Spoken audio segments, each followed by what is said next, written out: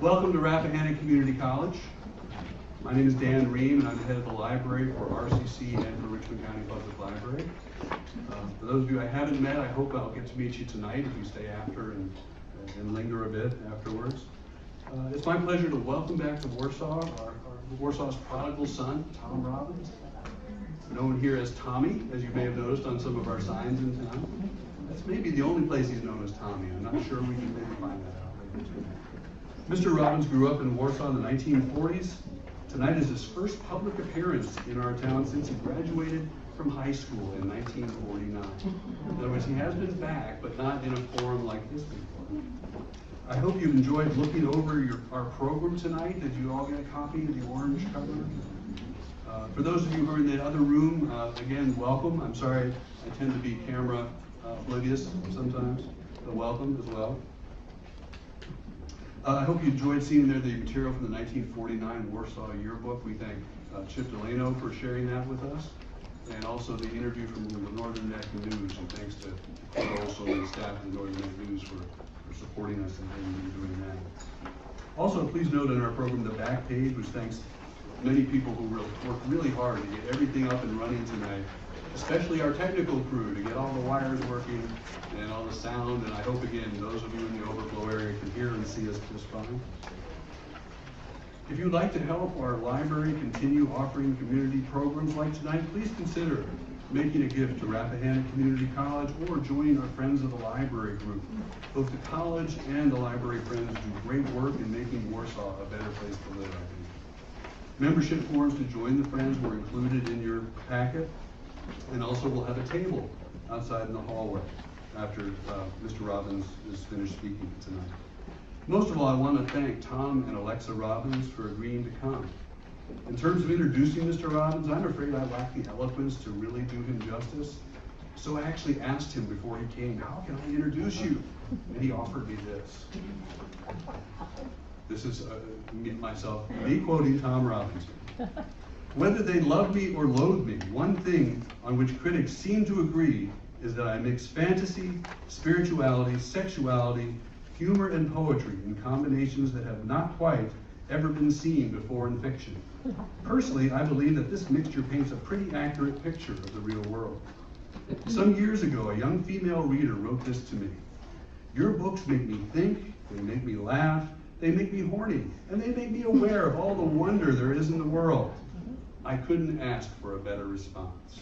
Please welcome Tom Robbins.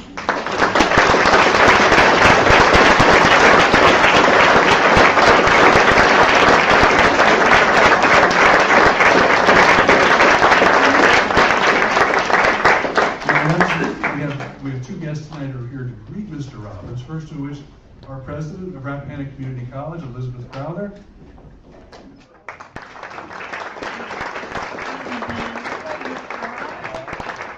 Happy Robbins Day in Warsaw. Happy day so far, but the night's still young. Well, we're just so thankful you came. We're thankful to Rusty Brown for writing you a letter and saying, please sign my book label.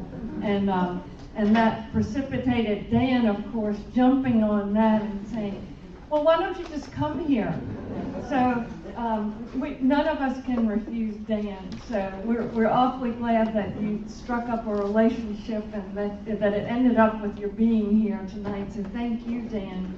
He did not have to twist my arm. Yeah. So we're just excited to death to have you here, and I know you're happy to be back, particularly at this time of year. One of the stories I've heard in the last couple of days has to do with acorns.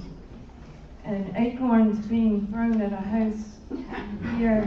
See how stories get changed? I know. So I'm going to leave. It wasn't acorn, it was walnut. Oh, walnuts. Okay. All right, and I'll leave it up to you to tell the stories. But I just want to say thank you for being here, and we love it that you're going to be with us tonight. So, thanks.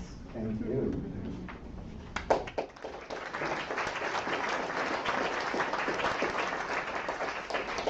Also with us tonight, from representing the Town Council of Warsaw, we have Dr. William Washington, Town Councilman, with a proclamation from the Town of Warsaw. Dr. Washington. hold this for you since your hands are full. We'll hide in surprise.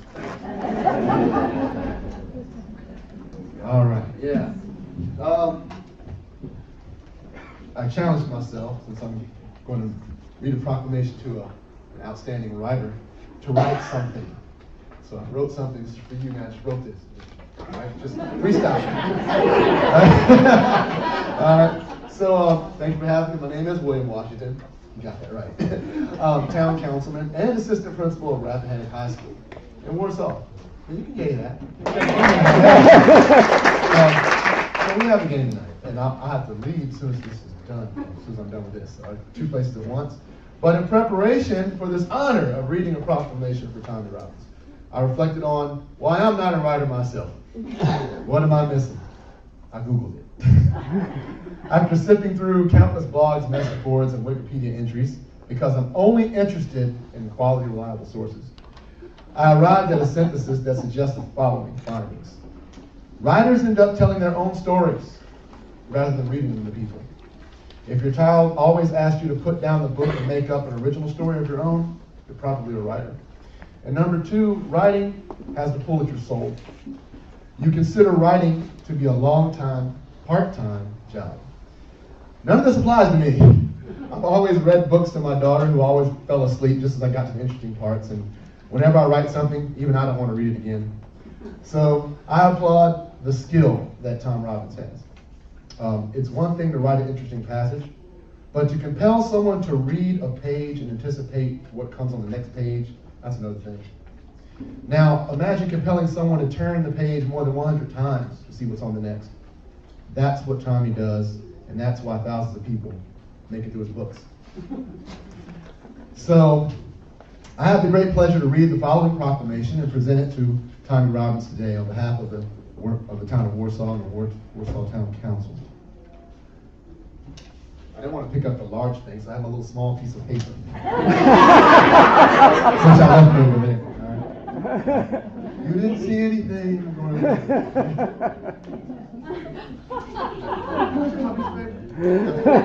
All right. This was written by the mayor. He could not be here today. Whereas Tom Robbins is an internationally renowned American author who has been honored by being named one of the best 100 writers of the 20th century and received the Literary Lifetime Achievement Award from the Library of Virginia. And whereas Tom Robbins was born in Statesville, North Carolina on July 22nd, 1936, to George Thomas Robbins and Catherine Bell Robinson, and then moved to Warsaw, Virginia. And whereas Tom Robbins spent much of his childhood living in a home located on Hamilton Boulevard in the town of Warsaw, Virginia, and collected many memories which helped shape his persona. And whereas Tom Robbins graduated from Warsaw High School in 1949, they had a high school back in Virginia, from Hargrave Military Academy in Chatham, Virginia, in 1950, and then enrolled in Washington Lee University, and later left to join the United States Air Force, from which he was discharged in 1957. And whereas Tom Robbins graduated from RPI in 1959 with a degree in journalism and briefly worked for the Richmond Times-Dispatch before moving to Seattle in 1962, where he received his master's degree from the University of Washington. And whereas Tom Robbins published many books after settling in Washington, including Even Cowgirls Get the Blues. And his latest book, Tibetan Peach Pie, in which he speaks of Warsaw, Virginia, and tells of many stories he had in his childhood at home. Now, therefore be it resolved that the citizens of Warsaw, Virginia, and the Warsaw Town Council wish to recognize Tom Robbins on this special day and extend their sincere congratulations on his many accomplishments and achievements. As mayor of the town of Warsaw, I, Mark Milstead, do hereby proclaim Friday, October 16th, 2015, to be Tommy Robbins Day. In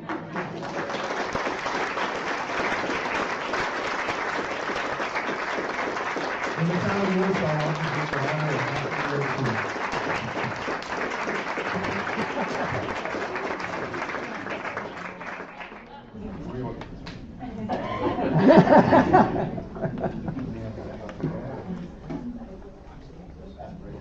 Thank you, Dr. Washington. Thank you so much. Thanks for being here.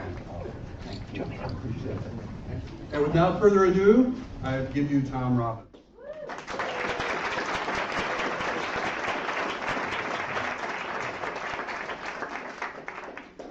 It is such a treasure being back in Warsaw, a day where I've not only seen people, but houses and buildings and trees that are part of the landscape of my boyhood memories.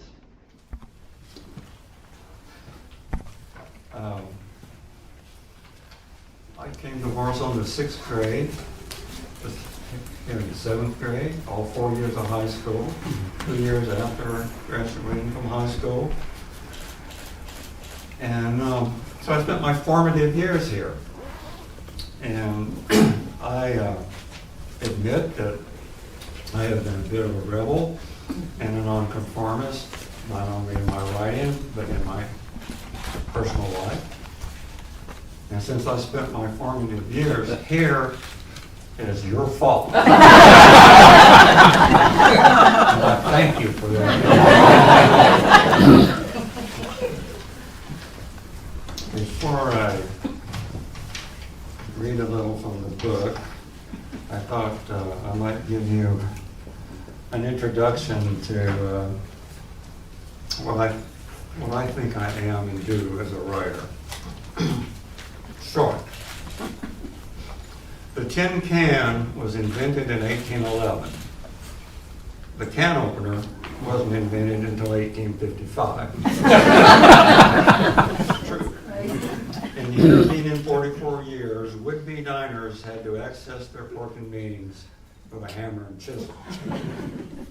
Suspecting that much of mainstream literature, not to mention network television, studio movies, social media, socialism, Marxism, corporate consumerism, corporate government, corporate religion, and at least 75% of self-realization techniques to be a collection of dull chisels and rubber hammers. My aim has been to try to write novels that might function as can openers in the supermarket of life. Or, changing metaphors in midstream, I could say that my goal has been to twine ideas and images into big subversive pretzels of life, death, and goofiness, on the chance that they might help keep the world lively and give it the flexibility to endure. But while I may compare my little books to can openers and pretzels, to hallucinogens, aphrodisiacs, mood elevators, intellectual garage door openers, and metaphysical trash compactors, claiming they might do everything but rotate your tires, what they and I may ultimately be about is the celebration of language, that magical honeycomb of words into which human reality is forever dissolving and from which it continually reemerges, having invented itself anew. The adjective in the lotus, the jewel in the inkwell, a blue dolphin leaping from a sink of dirty dishes.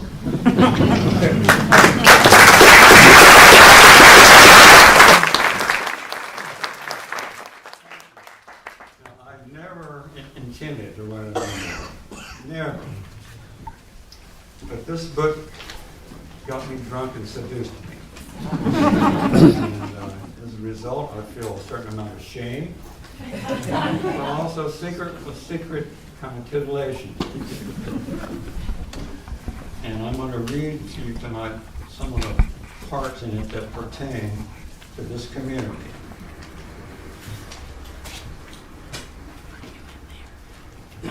Summer lay on the rural southeast like a sheet of flypaper. Men, dogs, farm animals, commerce, time itself seemed stuck to the page with a yellowish narcotic glue.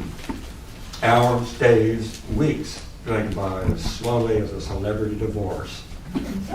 Only we kids, with our sandlot ball games, our dips in the river, seemed the least bit animated, but by August we too had surrendered to the torpor, our whoops and wahoos gradually softening to a fly-like buzz.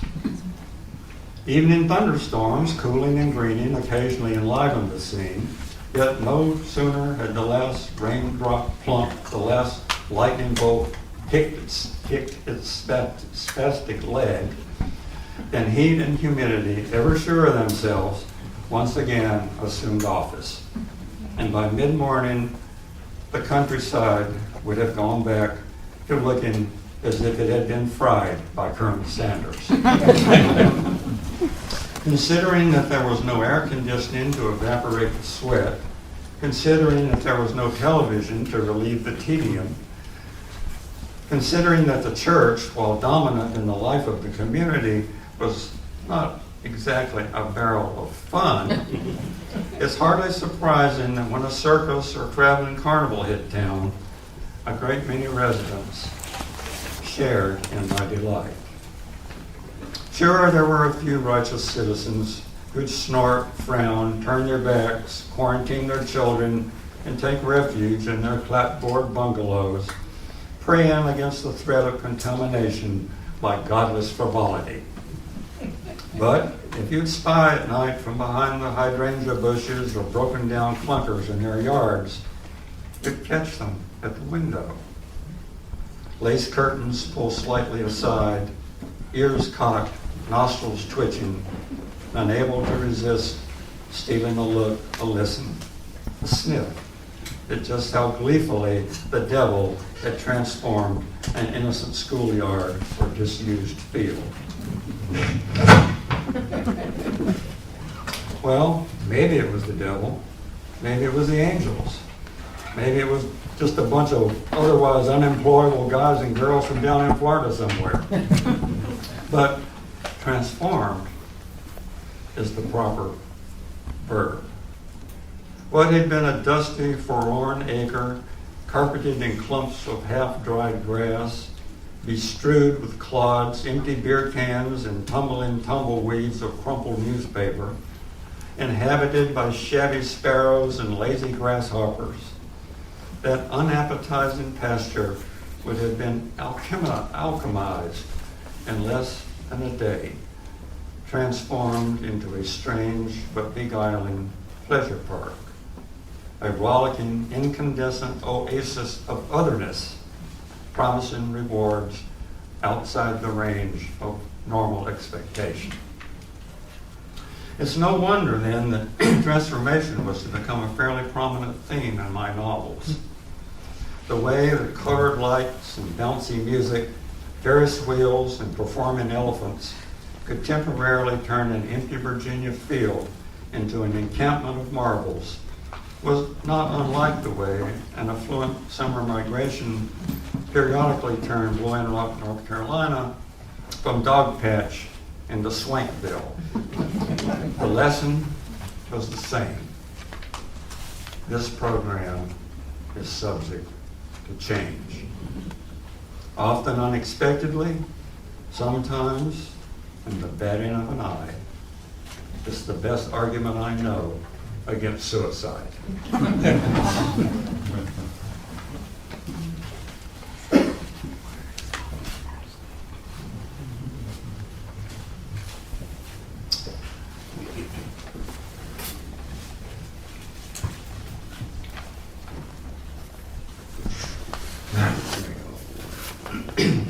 On the blazing, bustling midway of the Northern Neck State Fair in Warsaw, the sideshow barker, now an obsolete term for years show people have called them hawkers, was enticing crowds of gawking rubes with ornate, exaggerated descriptions of the oddities and wonders allegedly assembled inside his tent. Among the attractions was a genuine, living midget, a rosy-faced, tuxedo-attired gentleman of somewhat less than normal height. who had joined the talker out front to personally demonstrate that there truly were startling examples of Mother Nature's cruelties to be seen inside by those rubes who accepted the invitation to step right up and lay their money down. Talkers obviously talk, and this one talked so rapidly, so incessantly, that when he died, I'm sure they had to beat his tongue to death with a stick.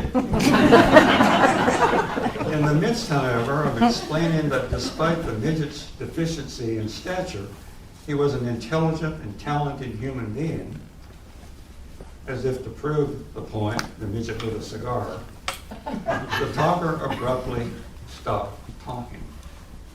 He stammered a few incoherent words, then fell mute again. From the booth where I sold tickets for rides on the whip, I had a good view of the sideshow tent, and I knew what had silenced the talker. I'd been expecting it. The Tidewater village of Warsaw resembled the mountain village of Blowing Rock in that no persons of color resided there. Unlike Blowing Rock, however, there were scores, perhaps hundreds, of African Americans living in what amounted to rural shanty towns within a couple miles of the municipal limits. While during the week, a scattering of black faces might be seen in Warsaw, cleaning women and laborers mostly, on Saturdays there was an ebony tide. They came into town to shop and to socialize, hanging around the Texaco station, talking, laughing, drinking soda pop and brown-bagged whiskey, listening to the soul sounds, called race music back then, that blared from the countertop radio until the place closed around 11 p.m. The loosey-goosey Texaco station being the only establishment in Warsaw where Jim Crow constraints were unenforced. Now, residing somewhere in the unlit, unpaved, hope shop, chigger-scratchy environs of Warsaw, a place some of you may know today as Scotttown, was a family of black midgets. There were 4, maybe 5 of them, male and female, siblings possibly, though the precise nature of their kinship was impossible to know. They always came to town together, never singularly, accompanied by several full-size chaperones or protectors, and they didn't come in very often, maybe a half dozen Saturdays a year. It seems they didn't appreciate being gawked at, which, though understandable, sprinkles a fine pepper of irony over their visit to the Northern Neck State Fair.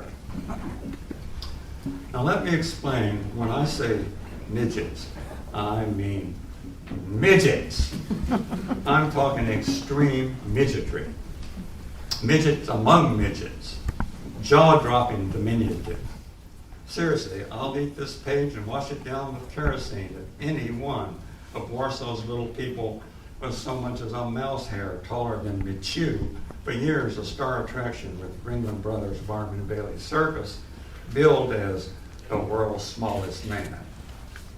Michu's height was 33 inches.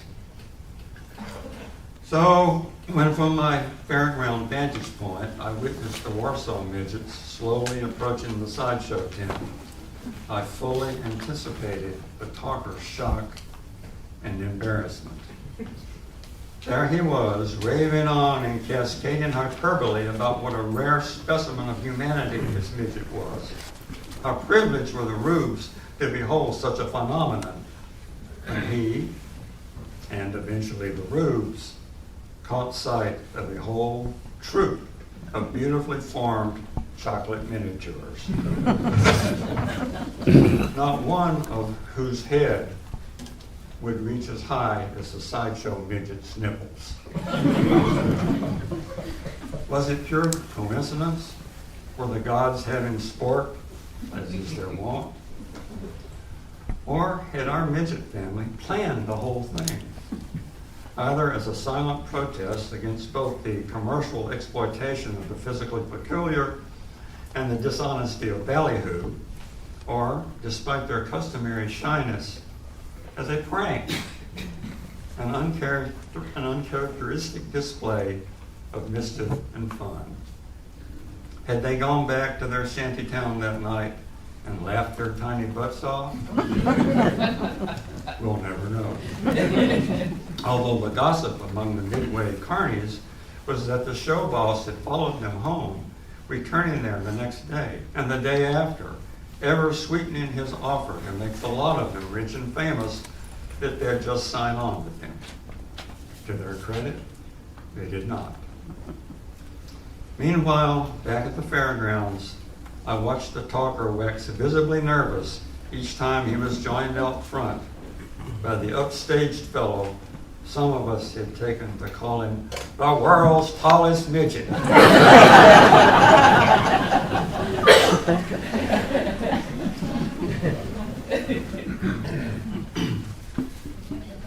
Since we're not very far from Halloween, I thought I would read this Halloween story.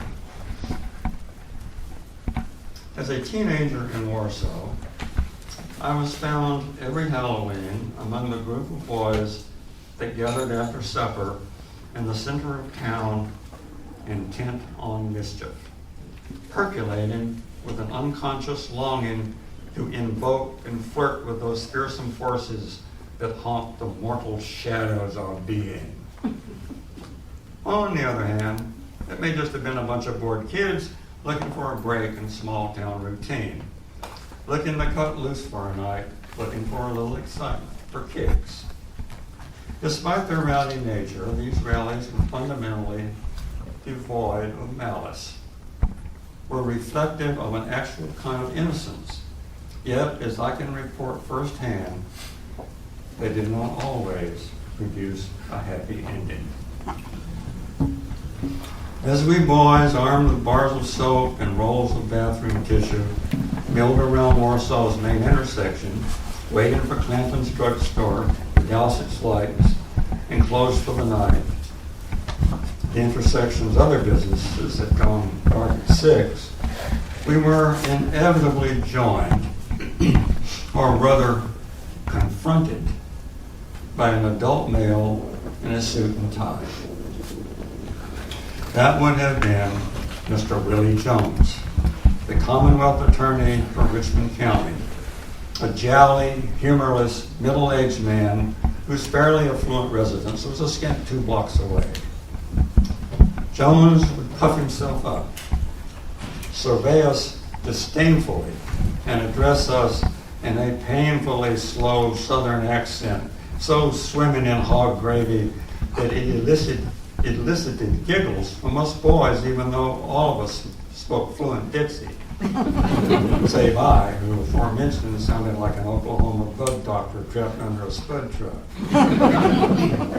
I am ordering y'all, Willie Jones would announce, to disperse this assembly immediately, or I will prosecute every last one of y'all to the fullest extent of the law.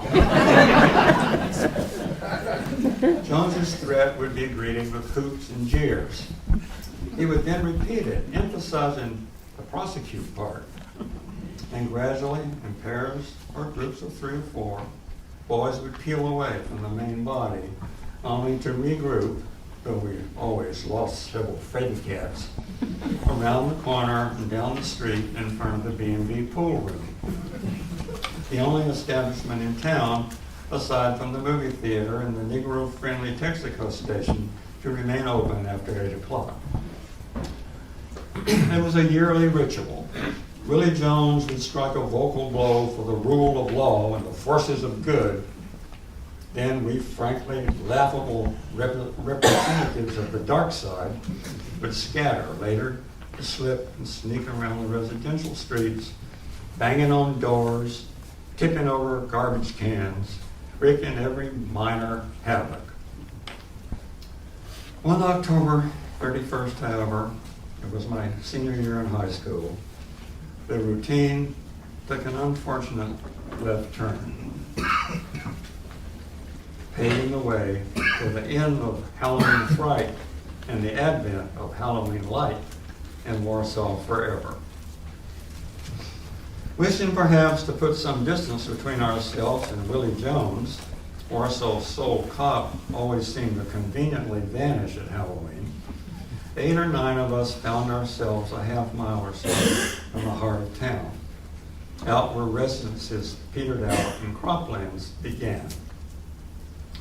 Be it by chance or subliminal design, we were gazing across a field at a large white farmhouse occupied by an unmarried schoolteacher and her bachelor brother. Andrew Garland, a gruff old bird, had retired from surveying to devote all of his time to the farm. His sister Claude, a severe, stout woman who had been teaching typing, shorthand, and bookkeeping at Warsaw High School since practically the demise of clay tablets, was known to everyone, young and old, as Miss Claude.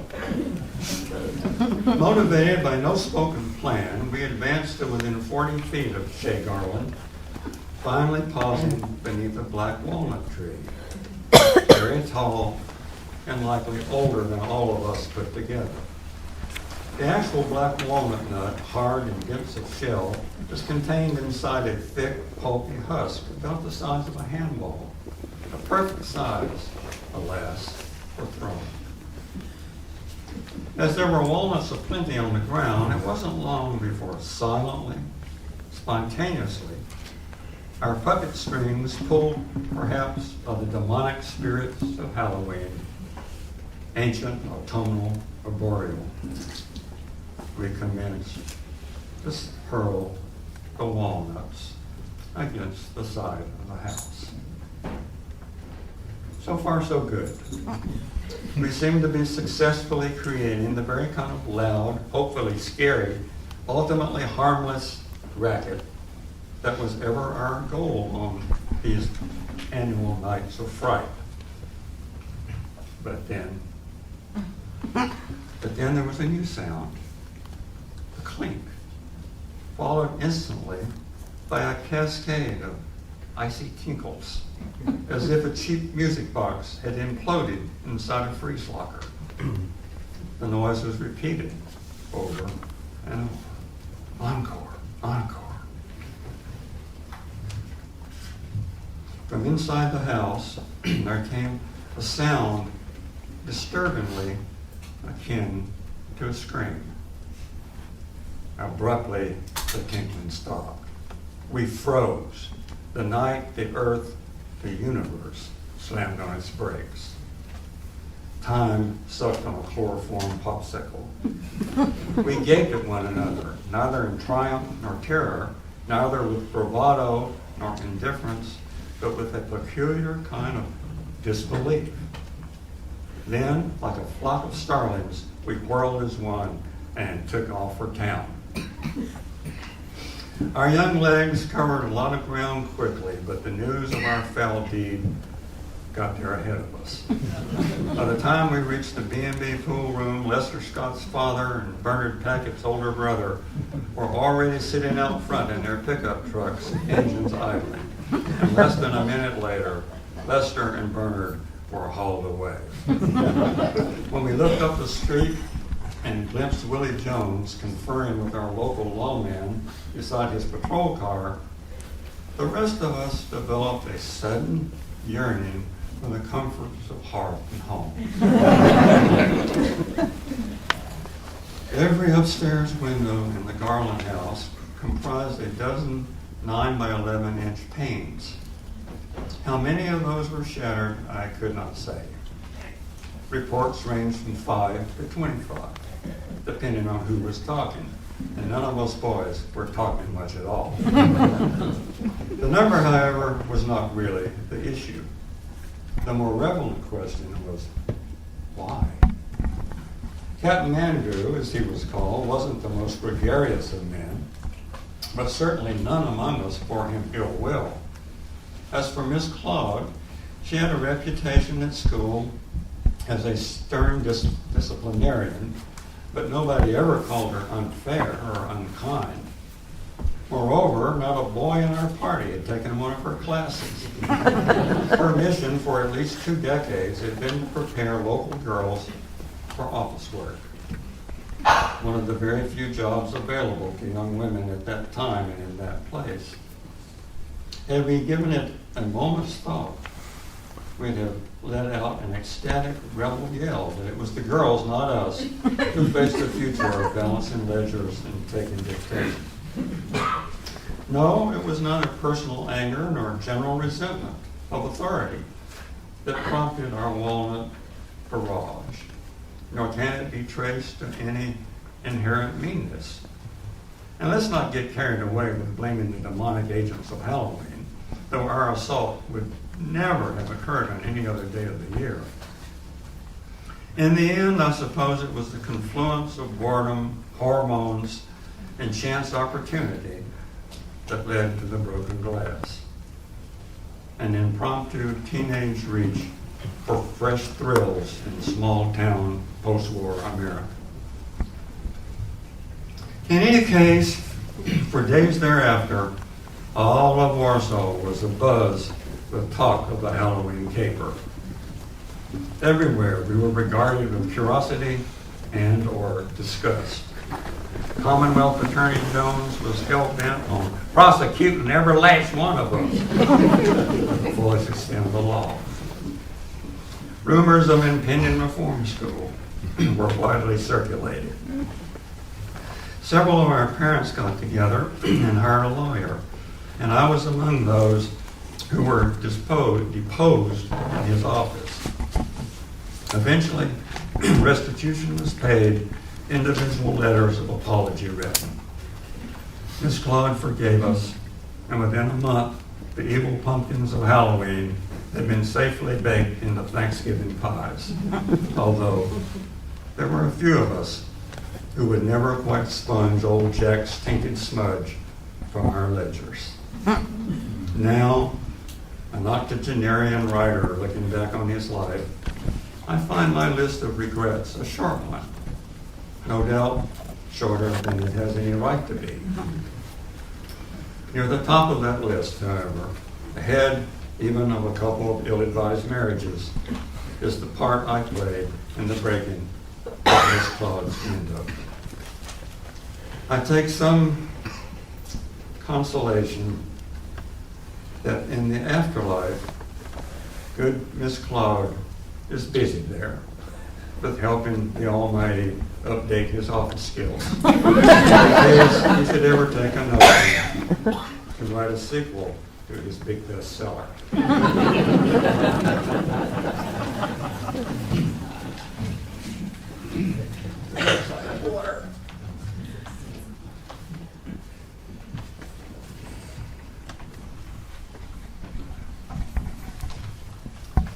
My voice starts to crackle and fade.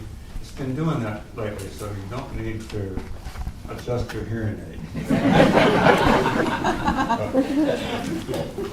It was said of Captain Andrew Garland, he of the walnutted window panes, that he walked outside one morning, shook his fist at an uncertain sky and shouted, "All right, God, I got you now. If it's sunny, I'll get up hay. If it rains, I'll plant tomatoes." Since tomatoes were the principal cash crop in that area of Virginia, and since Christianity played a significant role in nearly every Warszawian's life, it's hardly surprising that the Almighty would be occasionally invoked in a field with a love apples grew. I personally witnessed such an invocation, and a quite effective one, albeit with the opposite intention of the usual agricultural prayer. In my teens, I lived for 2 successive summers on a farm owned by the family of my high school buddy, Irvin Tackett, where I, along with a half-dozen other boys, were hired to pick tomatoes. We were paid 10 cents per basket for green fruit, 5 for ripe.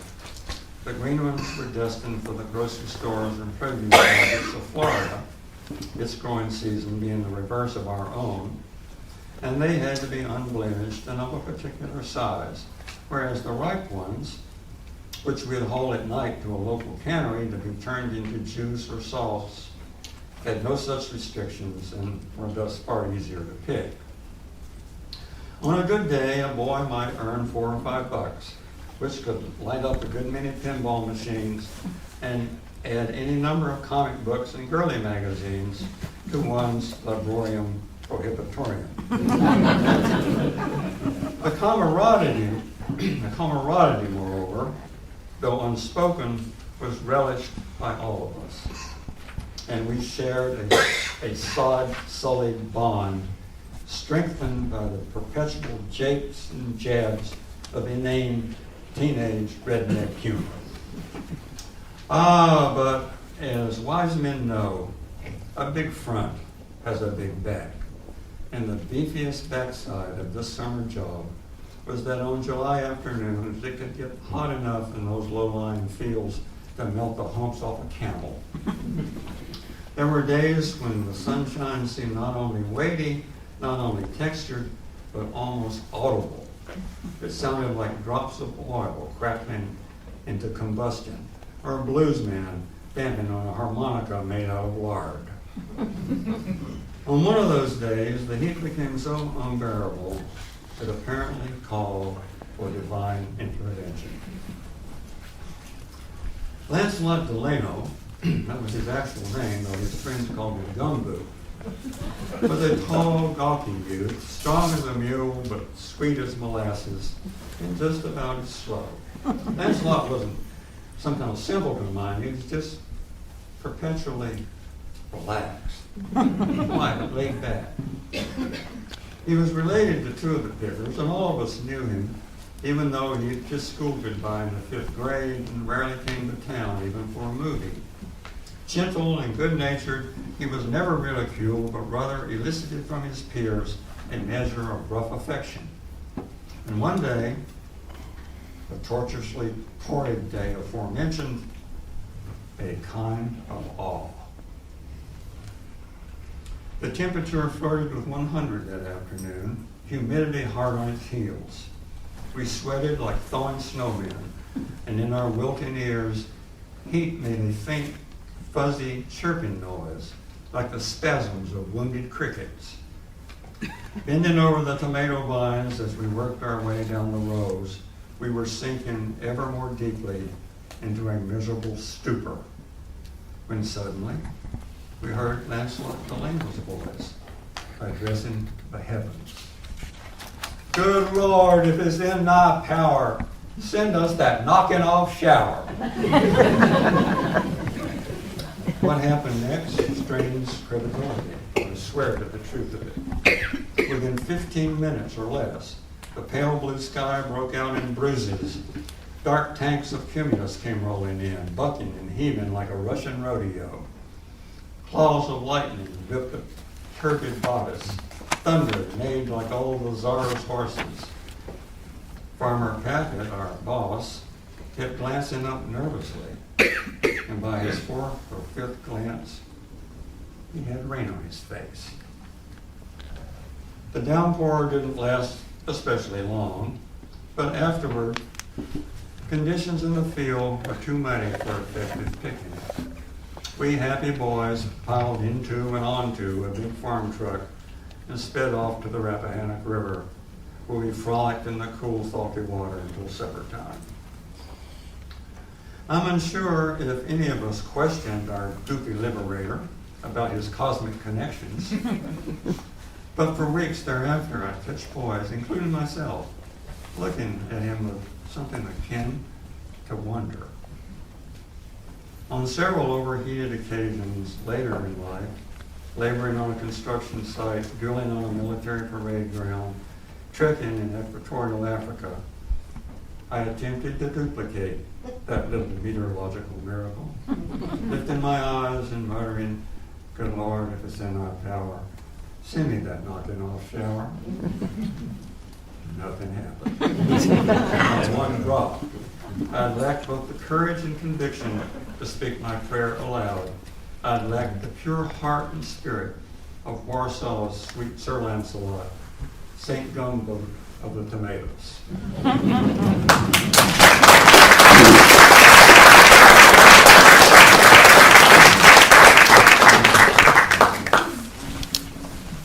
Summer, tomatoes, religion, the river, and the actress Natalie Wood are all tangled up in the web of my memory. Let me see if I can separate the strands.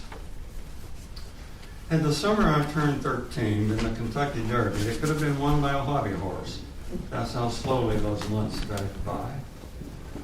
Too young for gainful employment, even in a tomato gang, I passed the long, steamy days, reading, napping, attending vacation Bible school. Yawn. Composing with my talking stick. We'll say no more. But it's revealed in other parts of this book. Impatiently waiting for a Tarzan movie, a circus, or a traveling carnival to find its way to town. Other than that, my primary activity that summer was hiding from Dr. Peters. Pastor of the Warsaw Baptist Church, Dr. Peters was tall, gaunt, and pale, with a weak, damp smile and cold, damp palms. Shaking his hand was like being forced to grasp the flaccid penis of a hypothermic zombie. And he did always want to shake my hand. Whenever he managed to corner me, that is. I consider Dr. Peters more creepy than refrigerated possum slugger. An opinion not shared by my mother, who found him John the Baptist incarnate and the ideal shepherd to steer my soul to Jesus. The two of them, Mother and Dr. Peters, believed that very summer, the summer when testosterone first barreled into my plasma, piloting a red speedboat and scattering large pieces of childhood in its wake, would be perfect timing for redeeming Tommy Rotten, my mother's pet name for me. And they conspired to facilitate my salvation. At Mother's invitation, the good pastor kept dropping by for a glass of iced tea, intent on engaging me in spiritual conversation. Rather quickly, I developed a sense of his impending arrival and a strategy for avoidance that more often than not consisted of me vanishing into the thicket behind my garage, pretending not to hear my name being called. A week-long revival meeting was scheduled for mid-August at our church, and on those occasions when I failed to elude him, Dr. Peters would solicit my pledge to come forward during one of the evening services and commit my life to Christ. I wasn't entirely opposed to the idea. Well, I suppose I would have preferred that Jesus be a lot more like Tarzan. I had nevertheless bought into the prevailing view of him as the greatest figure who ever trod the earth. The heroic, loving martyr who would return someday to dispense to true believers their personal rewards. Certainly, I didn't wish to burn. Warsaw's summers were plenty warm for me. And although a description of heaven made it sound disturbingly similar to Vacation Bible School, only an imbecile would trade a little boredom for the fires of hell. I convinced myself that I loved Jesus and might be worthy of his love in return. But why did Dr. Peters have to be the matchmaker? There was a livelier preacher in the area, a rather flamboyant African-American who drove a light blue panel truck upon whose sides were painted in fiery red letters several ominous Bible verses, along with the preacher's name, the Reverend Everready. Not a joke. Ever so often, the Reverend Everready would drive up to the little black friendly Texaco station, fling open the rear doors of his van, and step aside as 6 or 7 noisy children, all seemingly under the age of 10, swarmed out and began running wildly hither and yon. The good Reverend would oversee the filling of his tank, the checking of his motor oil. This was prior to the advent of self-service. Then go inside to swill a Coca-Cola, dig some soul tunes, and shoot the breeze with the proprietor. After a quarter hour or so, he'd emerge and bellow in his powerful pulpit voice, an operatic baritone so volcanic it could be heard blocks away. All aboard! If you can't get aboard, get a plank. If you can't get a plank, get your ass in the truck.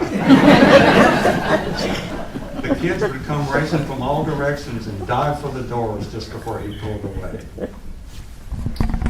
Now, I never heard the gentleman preach. This was racially segregated Virginia, remember, and there was nary a whiteface in his congregation. Nevertheless, had it been the rambunctious Reverend Everready, rather than the cadaverish Dr. Peters offering to drive me to Christ, I'd have been considerably more eager to get aboard, to get a plank, to get my ass in the truck.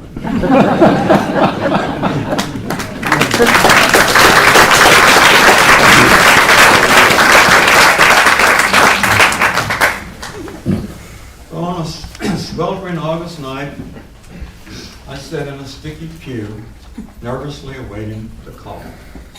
When it came, I walked to the front of the church. The lights were low. The congregation was softly singing. And along with a handful of other repentants, surrendered my life to Yeshua ben Miriam, the radical itinerant rabbi known to English-speaking Christians as Christ Jesus. My mother was overjoyed. My father, pleased enough. Dr. Peters carved another notch in his pastoral pistol, and I was kind of on pins and needles. What exactly was I expecting? I could not have said with any degree of articulation. I just thought I'd feel somehow different. Oh, I felt good about myself, felt a certain sense of accomplishment, felt marginally safer even. But when I awoke the next morning, there was no aura around the objects in my room, no radiance in my mirror. I was unmotivated to go forth and help the sick and needy, and instead of turning for guidance to the family Bible, I found myself reaching for the Hardy Boys mystery novel I'd started a day or two before. Maybe, I thought, nothing has changed because I haven't been baptized. I didn't have long to wait. Within a fortnight, I was waiting fully clad. I argued for old clothes, but Mother insisted I don my very best, into the Rappahannock River, in which Dr. Peters stood up to his skinny thighs. When it was my turn, he told me to hold my nose, placed a hand on the small of my back, another behind my head, said a short prayer, and completely immersed me. I waded to shore, soaked, dripping, uncomfortable, but pretty confident that henceforth I would live my life in virtue and light. Impatiently, I waited to be transported, to be transformed, to be illuminated, whatever that meant actually and precisely. A day passed, 3 days, a week. Was my soul so wicked it was beyond redemption? Had they shrunk my favorite pants for nothing? Was I damned? Then it happened. I was struck full force by spiritual lightning. As it turned out, Dr. Peters had nothing to do with it. Reverend Everready was not even remotely involved. Nor had Lord Jesus himself hurled the bolt from above. No, my sudden spiritual awakening was precipitated by Miss Natalie Wood. Leaving my twin sisters with a sitter one evening, my parents had allowed me to accompany them to a movie in Callio, a town about a dozen miles from Warsaw. The film, entitled Tomorrow is Forever, dealt with the shock, confusion, and heartache that ensues when a soldier, thought to have been killed in battle, returns alive years later, his war-disfigured face unrecognizably altered by plastic surgery, to find that in his absence, his wife and presumed widow had married another man. Natalie Wood, then 8 years old and pretty, sweet, and vulnerable, played the adopted daughter of the resurrected man, trying to be brave as her young life is squeezed through one emotional winger after another. Okay, it was a Hollywood tear pump, a celluloid onion chopper, yet the film was skillfully executed. And from young Natalie, there rippled echo circles of such genuine poignancy that they melted the shadow between make-believe and the real world. I doubt that I cried in the theater would have caused me terminal embarrassment. But on the drive home, as I sat alone in the dark back seat, a few drops leaned their slick bald heads over the window ledge of my tear ducts, glancing around to see if the coast was clear. And then something else happened. My sorrow unexpectedly widened and deepened. Became less focused on the Natalie Wood character, became increasingly comprehensive, enveloping not only hurt children and suffering innocents everywhere, but also Hiroshima victims, Huck Finn's Jim, our neighbor's recently euthanized cat, and so on and so forth. Natalie's character also embodied a stubborn, contagious hopefulness, and in me, that hope commenced to expand geometrically as well, eventually morphing into something akin to universal love. My scruffy whippersnapper heart opened like a sardine tin. My irrepressible kiddish brain sidestepped the dominion of cognitive experience. I sensed the world in me, and me and the world felt fundamentally connected. So the many as all, and the all as one. One and all, bobbing along forever and ever in an unending, indestructible river of tears and tickles, breath and meat. And this totally unfamiliar oceanic stage, momentarily free of self-involvement, conventional knowledge, and pedestrian consciousness, radiating such a vortex of woo-woo love, it would have made St. Francis of Assisi seem like a mink rancher. I finally felt saved. And while it was not quite the salvation Mother and Dr. Peters had in mind, I was certain it suited God and Jesus just fine. Blessed be Natalie Wood.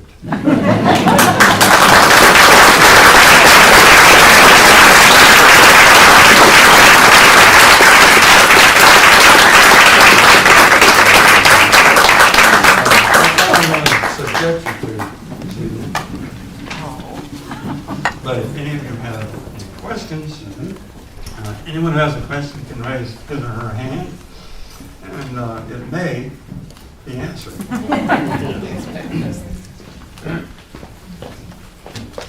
I saw in your interview that you're under a self-imposed restraining order from writing right now. May I inquire as to why?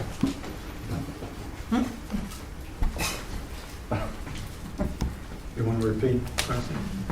He read recently that you were under a self-imposed restraining order about writing right now, and could you explain why? Well, about writing another book, I think I said. Right. You know, I have 11 books in print. Isn't that enough?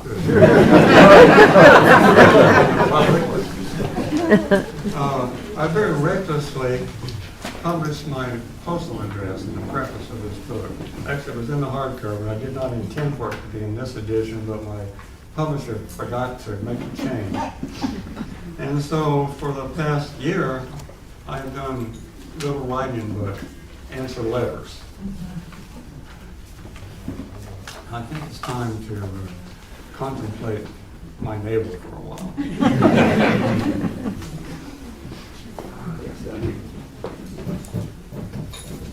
In Still Life with Woodpecker, you wrote about the last quarter of the 20th century. And I was wondering what your thoughts are on the fact that many of the issues you bring up with the environment and patriarchy and capitalism. I was wondering what are your thoughts on how that they are so frighteningly still relevant in this, the first quarter of the 21st century? And do you see any hope for us? Well, unfortunately, not much has changed. We seem to be intent on systematically destroying the planet. And as far as I know, there's not a spare anywhere. So, speaking of spare, it's easy to despair over that, but I think there's something that each and every one of us can do to perhaps avert that calamity. Although I frankly don't want to get into politics. But I'm not radiating hopefulness, but I think that each one of us can live our lives as if those changes were already here. And that's how I intend to live mine. You know, in the book of Genesis, Adam and Eve were driven out of the garden, driven out of paradise. And two angels with flaming swords are placed on the other side of the gates to Eden to prevent them from returning. The Buddhists have a very similar story. But in the Buddhist story, the angels with the flaming sword guarding the gate are named. One is named fear, and the other is named desire. Not desire as in sexual lust, but as in greed. And the meaning of it actually does start to take on a meaning when you name the angels, because it is fear and greed that is keeping each and every one of us from living in paradise on this planet now. And if we can find a way to transcend fear and greed, we'll all be in Eden. That's my idea. Thank you. Hi, we're raising our kids here. We have 3 small kids, and it was really exciting to read your book and just have a sense of what it's like to be a child here. And the Rappahannock in particular is really an important part of our lives and my family's life. And I just wonder a little bit about if you have any sense of your own connection to the river. And also just wondered where you would go down to the river, where you would interact with it, maybe go swimming. You had mentioned you would go down with some of your friends or were baptized. Repeat that.